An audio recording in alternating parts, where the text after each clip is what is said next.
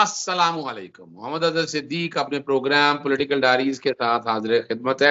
24 मार्च 2024 और इतवार का दिन है।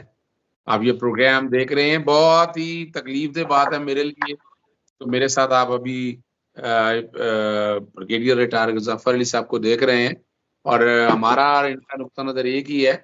आज 23 मार्च पे वो तकरीबे तकसीम एजाजात हुई, तो उसमें आईजी पंजाब को इनाम, सीसीपी लाहौर को, गरीदा फरूकी को, सलीम बुखारी को, तो वो पूरे अब लोगों ने जान खा ली हमारी कि भाई वो क्या ऐसा खास काम किया इन्होंने कि जो इनको सितारा इम्तियाज दिया जा रहा है। मुल्क के लिए क्या खिदमात है इनकी। मैं खुद सोच में पड़ा रहा, सोशल मीडिया पे तो बहुत जोर बहुत और लोग बड़े सवाल कर रहे हैं। दूसरा मामला जो है कि हुकूमत बदमाशी के साथ, फ्रॉड और फ्रेब के साथ इक़्तिदार में तो आ गए, क्या ये चल सकेंगे, क्या इसके नताइज मतलूबा निकल सकेंगे, वो देखने। और तीसरा, फ्यूचर पाकिस्तान का क्या देख रहे हैं। सबसे पहले तो आप गजाफर साहब, आपने भी देखा होगा कि वो गरीदा फरूकी, सलीम बुखारी, यानी वो क्या ऐसा काम किया उन्होंने, या आईजी पंजाब या सीसीपी लाहौर जिस तरह नाजायज गिरफ्तारियां की, जिस तरह पंजाब पुलिस ने बदमाशियां जारी रखी, तो अब हर कोई रिकॉर्ड के ऊपर दस्तयाब है। इसीलिए इस्लामाबाद हाई कोर्ट ने डीसी अपना इस्लामाबाद के अगेंस्ट तौहीन अदालत की प्रोसीडिंग शुरू की। वो अलहदाबाद है, सस्पेंड कर दी है। और एक और ज़िमनी साथ सवाल बाद में करेंगे जस्टिस काजी फाजीसा के हवाले से कि ये जो कुछ भी हो रहा है, अगर सुप्रीम कोर्ट हमारी अदालतें अपना किरदार अदा करती तो ये शायद ऐसे हालात ना होते। तो पहले तो आप नुक्ता नजर बताइएगा, ये सितारा इम्तियाज ये बहुत बड़ा एजाज है, ये ऐसे तो नहीं मिल जाना हर एक को। और इसके लिए मैं तो उसे लिख रहा हूँ कि क्या पैरामीटर है, क्या बुनियाद है जिसकी बुनियाद पर ये अवार्ड दिया जाता है। आपका क्या नुक्ता नजर है? सर, पैरामीटर्स तो इसके लिए बड़े सेटल्ड हैं। जो आपके अवार्ड कमेटी है उसके जो रूल्स एंड रेगुलेशंस हैं उसके अंदर वाज़िया तौर पे दिए गए हैं।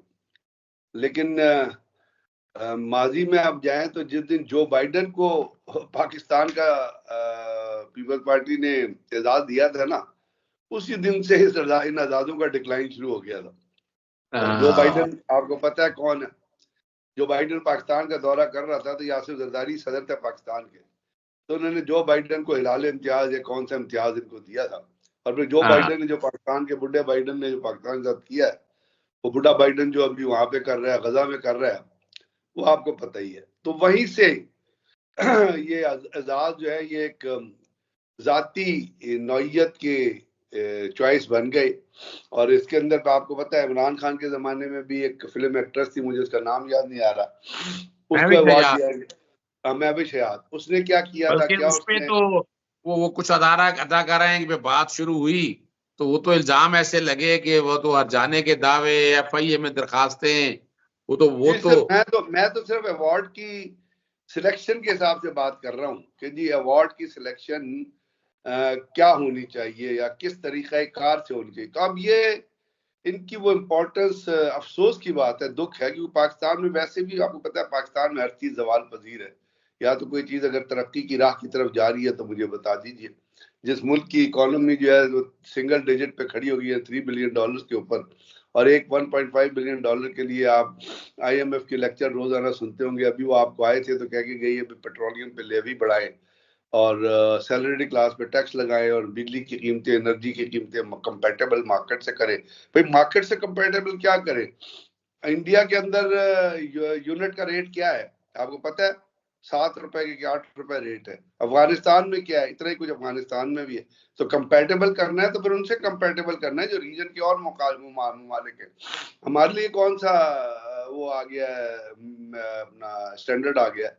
लेकिन चूंकि हुकूमत ऐसी है और जैसी हुकूमत है वो आपको पता है, उसके ऊपर आप भी जैसे वो आजकल दुनिया में पाकिस्तान के अंदर बहस चली हुई है, बल्कि पाकिस्तान से बाहर भी बहस चली हुई है कि क्या फॉर्म 45 की हुकूमत है, फॉर्म 47 की हुकूमत है।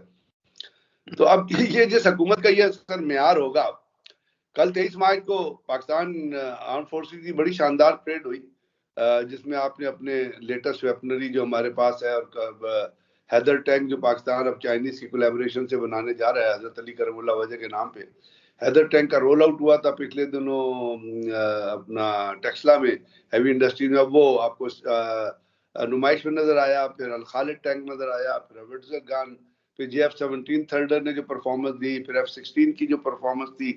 मतलब ये है कि एक क्रेडिबल चीज है जो डिफेंस पोटेंशियल के तौर पे आपके सामने आई।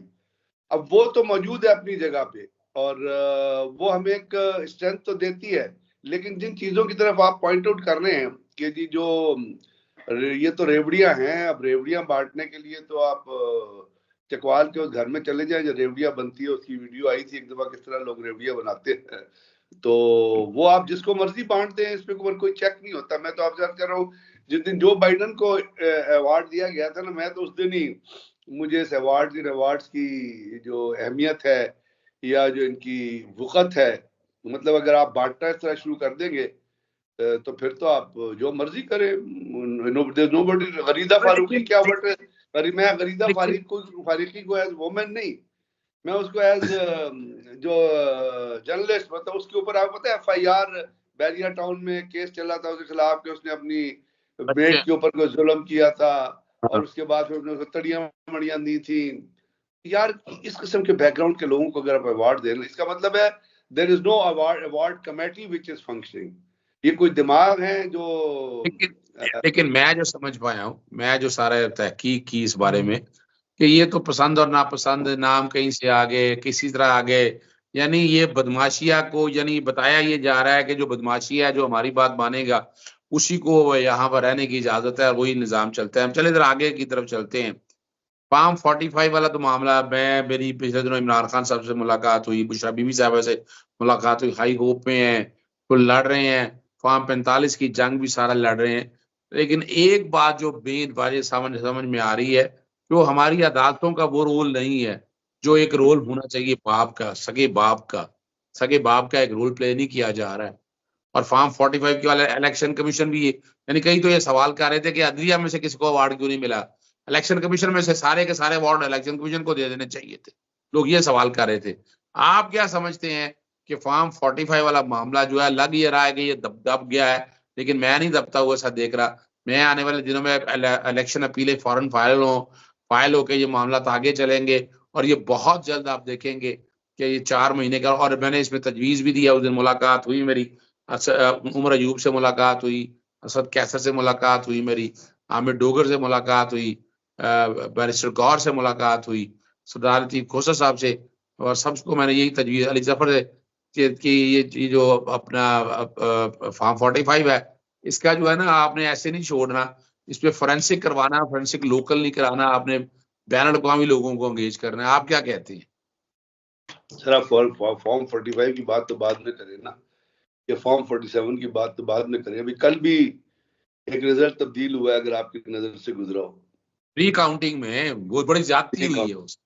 अच्छा, रिकाउंटिंग जब आप किसी चीज का ऑर्डर देते हैं तो उसका मकसद ये होता है कि आप रिजल्ट जो है वो बदलना चाहते हैं, उसी के अंदर बड़ा आसान होता है। और क्योंकि यहाँ पे आपको याद है कि ऐसा केसेस भी आए थे, अब मैं क्या बात करें, ये रिकाउंटिंग का मतलब है बदनीयती, रिकाउंटिंग का मतलब बदयांती, रिकाउंटिंग का मतलब है करप्शन, रिकाउंटिंग का मतलब है मक्कारी, रिकाउंटिंग का मतलब है जीते हुए को हराने हुए को जिता देना। अब जब यहाँ तो आप फॉर्म 45 तो दूर कहे ना, अभी इलेक्शन के 1 महीने बाद तक तो ये चल रहा है और वही इलेक्शन कमीशन मौजूद है और उसी इलेक्शन कमिश्नर ने रहना है और उन्हीं मेंबर्स ने रहना है। तो बात यह है कि मेरा नहीं ख्याल कि किसी चीज में, और ऑन कंपैरेटिव बेसिस पे आप कंपैरिजन बेसिस पे आप देखते हैं तो हमारे यहाँ जुल्फकार अली भुट्टो का केस 45 साल पुराना केस तो सुना जा रहा है, लेकिन जो आज के केसेस है उनके ऊपर क्या किसी अदालत के किसी वकील की, किसी अदालत के किसी जज की नजर पड़ती है कि जी पाकिस्तान के अंदर आज जो केसेस जो करंट चीजें हैं उनके ऊपर क्या है? आप प्रैक्टिस एंड प्रोसीजर एक्ट के ऊपर तो सुन लेते हैं 20 साल पहले, जिसका पाकिस्तान की जिंदगियों पे कोई असर नहीं। जुल्फकार अली भुट्टो साहब जो है उनके बारे में किसी ने आज तक ये नहीं कहा कि उनका फैसला जो है वो इंसाफ पे हुआ है। आपको पता है, आप खुद वकील है। दुनिया में हर शख्स ये कहता है जुल्फ़िकार अली भुट्टो का जुडिशियल मर्डर था, उनको सही चांस नहीं प्रोवाइड। अब आप मुझे बताएं, सुप्रीम कोर्ट के डिसीजन ने कौन सा ऐसा नया नुक्ता उठा दिया है जिसके ऊपर आपने 9 जजेस बिठा के, और कोई चीज अगर है तो, अगर हमारी समझ में नहीं है तो हमें बता दें, क्या उससे गेन हुआ आपको? कुछ भी नहीं हुआ, nothing other than loss of time. What did you gain out of that? Nothing. जब करंट हालात के ऊपर आपके इंसाफ के स्टैंडर्ड्स नहीं मीट कर रहे होते, गुजरते हुए हालात पे इंसाफ की जो है वो नजर नहीं होती, तो जर सदीक साहब आप लड़ते रहिए फॉर्म 45-47 की जंग, लेकिन बात यह है कि अल्लाह ताला को उन्होंने इंफॉर्मेशन मिनिस्टर बना दिया है।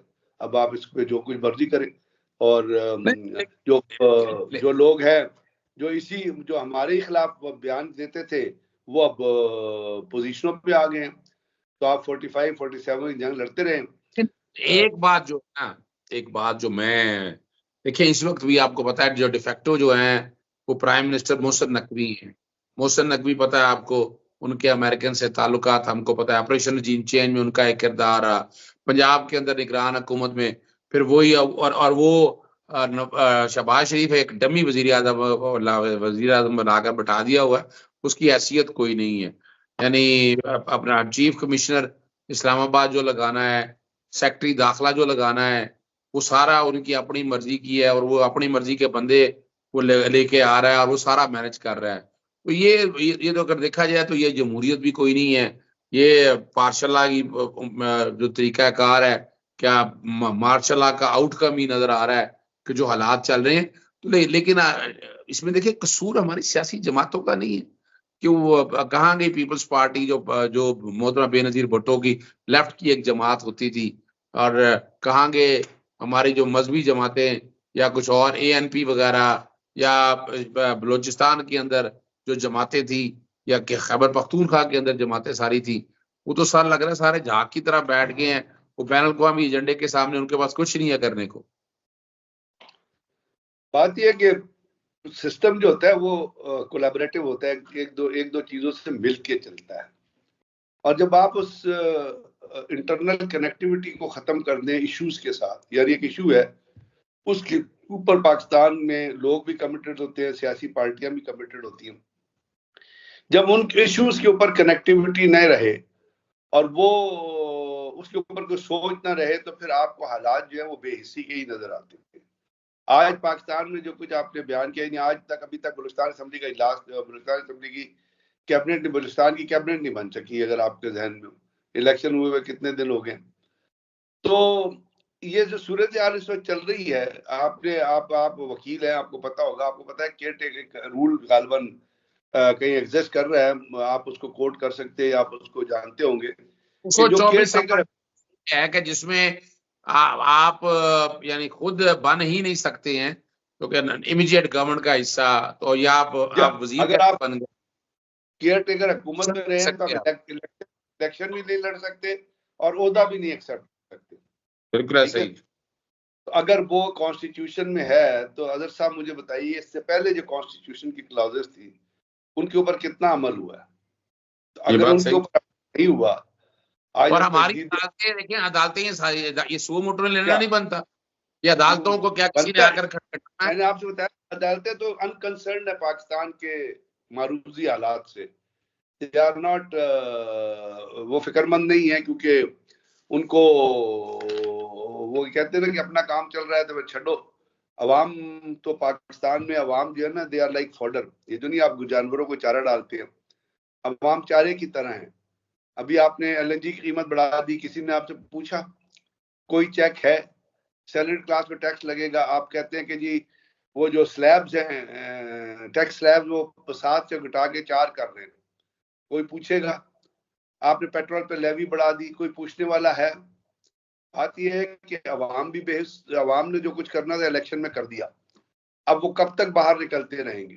कब तक वो बेचारे अवाम जो है वो तो 2+2 की 4 की दौड़ में लगे हुए हैं। कुछ रमजान में वो कहते हैं ना, रमजान बरकतों का महीना है, ये तो पाकिस्तान के अंदर तो रमजान लूटमार का महीना है। जो हमारा, वो आप तो छोड़े, बाकी सियासतदानों को छोड़े, जो हमारे इंडस्ट्रियलिस्ट जो बिजनेस जो जुल्म ढाते हैं और जो नफा कमाते हैं और उसके बाद जाके वो बड़े बड़े लेक्चर देते हैं, जो ये अपना हमारे बिजनेस तबके की जो लूटमार है, क्या दुनिया में ऐसी लूटमार है? आप अपने हमसाया मुल्क में देखिए, वहां पे मैं देख रहा था कल, वो कहते हैं कि हमारे यहाँ केला जो है 30 रुपए किलो मिलता है, यहाँ 300 रुपए दर्जन है। वो कहते हैं जी अंगूर जो है 50 रुपए किलो है, आपका प्याज जो है वो 12 रुपए किलो है। आपकी वहां पे बिजली किस तरह है? आप इंडिया को जो मर्जी कह रहे हैं, लेकिन उसका 622 बरब का जो बजट है उसका फायदा जो उनकी आवाम को हो रहा है। हमारे यहाँ 300 बिलियन के फॉरेक्स रिजर्व के ऊपर आवाम की क्या हालत है? क्या कोई वरिड है आवाम की सूरत हाल में? कोई वरिड है? मैं तो सिर्फ बात करता हूँ कि अगर ये हुकूमत डिलीवर नहीं कर सकती तो उनको कहना चाहिए। अब शहबाज शरीफ साहब की स्टेटमेंट थी, आपको नजर आया होगा, परसों उन्होंने स्टेटमेंट दी कि इस दफा मैं गरीब के पैसे के साथ जुल्म नहीं होने दूंगा। आपने सुनी, आपने वो पढ़ी अखबार में, जंग अखबार में वो स्टेटमेंट छपी हुई थी कि जी गरीब बता रहे हैं कि शराफिया खुद शराफिया का हिस्सा है जी, गरीब आवाम के पैसे मजीद जाया नहीं होने देंगे। और चीफ मिनिस्टर पंजाब की गाड़ी के लिए $3.25 करोड़ के डॉलर की समझी, $3 करोड़ के लिए टायर खरीदने की समझी, कोई चेक करने वाला नहीं है, क्योंकि जिन्होंने चेक करना है वही तो इस तमाम की तमाम रस्सागिरी में इन्वॉल्व है, तो चेक कौन करेगा? तो बात यह है कि जो हालात पाकिस्तान में है उसमें सियासी पार्टी, जैसे आपने कहा एक तहरीक लब्बैक थी वो रोज निकल आती थी। अब इसके साथ साथ जो बाकी आपकी जब जजेस की तहरीक चली थी तो आपके वकीला जो थे वो फोर फ्रंट में थे। तो आज जो लोग निकले, उन्होंने अपने वोट डाले, वो चाह रहे थे कि उनके वोट के तहत जो चीजें काउंट हों। अब लोग मायूस हो गए, आप उनसे बात करें वो आपसे बात नहीं करते, आपने भी महसूस किया होगा। आम आवाम जो है they are in state of utter depression. उनसे अगर आप बात करें किसी चीज की तो वो कहते हैं चलो जी की करना, रहने दो, उसी तरह चलो। लेकिन ये देखे ना, ये बड़ी तकलीफ दे बात है।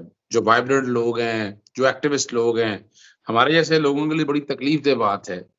मैं जो आखिरी हिस्से की तरफ चलते हैं, प्रोग्राम जरा लंबा हो गया है। अब आप पाकिस्तान का फ्यूचर क्या देख रहे हैं? डोनाल्ड लू ने जो बात कहनी थी वो कह दी, वो फंस गए और साइफर का केस 0 हो गया। इमरान खान को मैं बहुत जल्द बाहर आते देख रहा हूं, तो कोशिश हो रही है कि इमरान खान को बाहर ना आने दे। आप अब फ्यूचर क्या देख रहे हैं Pakistan? Sir, Americans want to keep this country at hold.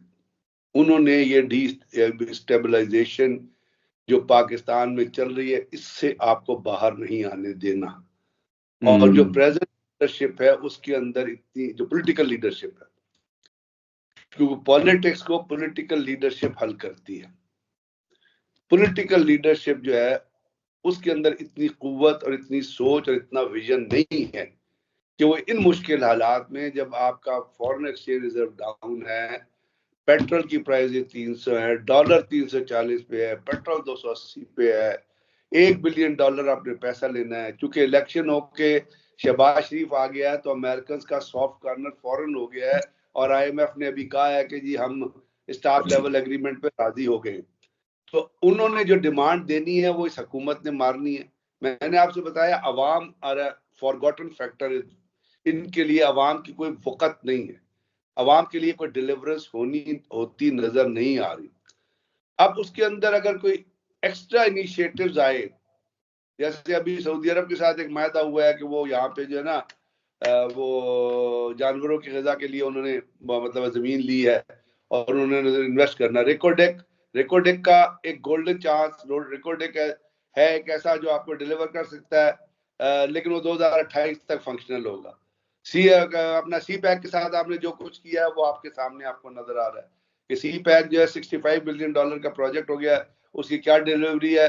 कर्जों के हद जो है वो बढ़ती जा रही है। तो अब आप मुझे बताइए, रिकोडेक का मामला था जिसको इस आपके सुप्रीम कोर्ट के वो जो था जज था, क्या नाम था उसका, उसने तबाह बर्बाद करके वो चला गया था, उसके ऊपर पाकिस्तान को $8 बिलियन जो है वो फाइन हो गया था। वो फिर फाइन 2022 में माफ 2020 में माफ कराया, उसमें इमरान खान की हुकूमत थी। अब बात यह है कि जब आपके पास फिस्कल स्पेस ही नहीं है, और फिस्कल स्पेस के साथ आपके पास एक ऐसी क़यादत है जिसके अंदर सोच नहीं। आज अखबार में खबर है कि जो फाइनेंस मिनिस्टर की पावर जो है वो क्लिप करके शहबाज शरीफ ने अपने पास रख ली। सर मुझे बताएं ना, मुझे कोई जवाब दे दे इन हालात में। अगर तो ये कोई कॉन्स्पिरेसी थ्योरी है तो बता दे कि जी किस तरह अवाम का फायदा किस तरह होगा। तो मुश्किल हालात से तो हमारे वक्त गुजरते रहे, लेकिन ये कुछ ग्राउंड फैक्ट्स हैं। अगर अभी भी आपको याद है कि पीडीएम की हुकूमत में आपके पास कोई फॉरेन एक्सचेंज रिजर्व नहीं था, 3 बिलियन से नीचे आ गया था, और शहबाज शरीफ ने 100 वजीरों की फौज रखी हुई थी। वो पेट्रोल भी खाते थे, वो टैक्स का पैसा भी खाते थे, वो टीएडीए क्लेम भी लेते थे, वो 10-10 गाड़ियां भी प्रोटेक्शन में चलाते थे, वो 30-30 गाड़ियों के पेट्रोल के पैसे भी लेते थे, वो एयर ट्रेवल के पैसे भी लेते थे, सब कुछ वो 100 लोग ले रहे थे। And there was no realisation. तो ये पास्ट परफॉर्मेंस है ना। अब इस पास्ट परफॉर्मेंस से आप फ्यूचर का जो लाहेअमल है उसको व्यू करेंगे। अब कोई रॉकेट साइंस तो नहीं हो जाएगी, अब कोई ऊपर से तो नहीं आ जाएगी, आसमान से कोई 20 बिलियन डॉलर नीचे आ जाएंगे और पाकिस्तान। तो बात ये कि हालात ऐसे हैं, और लीडरशिप का आपको मैंने बता दिया टीयर क्या है। तो दुआ करें, रमजान का महीना है, आप भी दुआ करें, हम भी दुआ करते हैं कि खुदा ताला इस मुल्क के ऊपर इंशाअल्लाह। बार नाउमीदी नहीं है, लेकिन मुल्क को तबाही में ये पीडीएम 1.0 से निगरान पीडीएम 0.5 और पीडीएम 2.0 ने तबाह बर्बाद कर दिया है। शायद कि तुम्हारे दिल में उतर जाए हमें हमारी बातें, हम तो कोशिश करते रहेंगे, आगे फैसला आपने करना है। इजाजत चाहते हैं जी। अस्सलाम वालेकुम, अल्लाह हाफिज। पाकिस्तान जिंदाबाद।